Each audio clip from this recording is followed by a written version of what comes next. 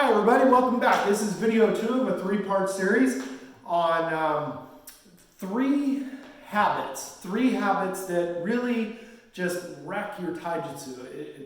It lowers the quality of it and can actually put you in some dangerous situations or leave you vulnerable to some pretty dangerous counters. I have been training for almost 40 years. My name is Darren Dumas. I am the owner and an instructor at the Bujinkan Hinging Dojo in Roseville, California. And through my decades of training in not just this art, but many other different arts, I've come to notice some very common elements. For these videos, what I'm doing is actually highlighting or giving you some tips and pointers on some things that even in my own training that I've had to work with. And the thing about these is that these 3 particular ones is they are really nasty little devils that they don't go away. They're not something you just fix and then that's it. They creep back into your taijutsu. And so I always like to say that these are things that predominantly my new students have to work through, but also my senior students, because you get complacent and you get comfortable, and then these things will creep back in because they are natural biomechanical functions of the body. We do it naturally. So, and we are in everyday life all day, and we may only train a few hours a week or whatever. So how we move throughout our day to day will overpower what we do in the dojo. So these are little things that we have to be mindful about, and we have to watch for them. And as instructors, it's our job to find them in our students as well, and to see it and fix it, but also make sure that we're not doing the same thing, because we don't want to be bad examples for our students, right? So the first one I talked about was the head shift, the idea of your head moving into your opponent as you're trying to shift away. But this one I call the butt bend, or the hip bend. And it really just has to do with hinging. It's where on your body are you hinging your movement. And when you're trying to move, let's say you're receiving an attack, it's very natural to want to take a receiving posture that bends at the hip, because squatting is a natural biomechanical function that we have been doing since man first walked the earth. We were squatting before we had chairs. So squatting is a very fundamental part, and in my opinion, it should be part of your regular training as well.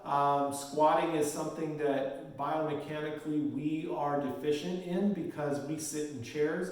So our limited range of motion has created atrophy in our connective tissues in our hips.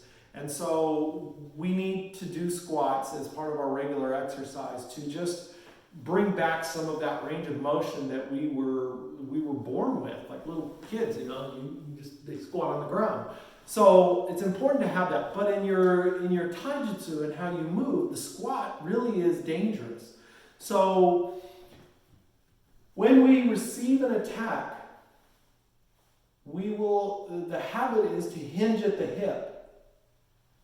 And even if we keep our head back on the same line, which is how you're supposed to do a squat, it's like you're going to sit in a chair. So you want to keep your shoulders in line with your ankles so that the weight goes down vertically versus forward, where it's stressing your lower back.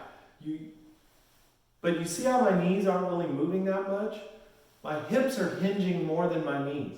And so what you'll see sometimes is when people move into kamae, is that they will, and I'll do it this way, is that they'll push their butt out to get lower, because their body is trying to just do a squat. But what makes it different, what Japanese Budo Taijutsu is different, is that it's not the hinging at the hips, it's the hinging at the knee. The knees are the most important hinge in the movement. So when you move, instead of doing this, you do this. You keep your body upright and you move your knees forward. Now, when you move your knees forward, you want to make sure that this line matches up with your feet so that you're not stressing your knees, because under your kneecap, you have all those connective tissues, and you don't want to open up your kneecap and cause stress to your knees. But you do want to strengthen and elongate those tissues to develop them. but you want to do it in a way that keeps your body mass weight still back as opposed to forward. And the way you can tell that is, where's the weight pressure on the bottom of your feet? If your weight pressure starts rolling over to the balls of the feet and your toes, you're too far. If it's more on the heels, it's too far back. It should be pretty much about centered on your feet. So when you do this, see, that's versus that. You sink this straight down.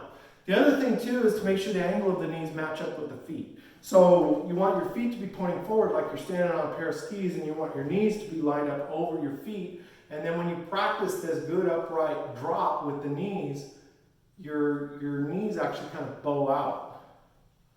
That's how you're going to make sure that you're also staying healthy with your knees. Because if you're doing this or whatever, you're going to stress that. This is an interesting concept. In my next video, I'm going to talk about this a little more. But it's a process of letting go, because gravity is already pulling on you. So by softening the knees and allowing yourself to sink, you create a natural energy. And that's the energy you're going to use to move. So again, I will talk about this in the next video, but it begins with the movement of the knees. Everything is about the movement. This is the very, very first move you should do. Get used to that. And as a practice for you, even day one, I want my students to develop the flexibility and the strength in their Achilles and the other connective tissues in their joints, because I want them to be able to sink without that happening and without this happening with the heels. So you want everything to be centered and balanced throughout that downward motion. So anyway, I hope that helped you. Please hit the subscribe button and the notification button to follow my channel. Throw me some comments, any positive, constructive feedback, I appreciate it.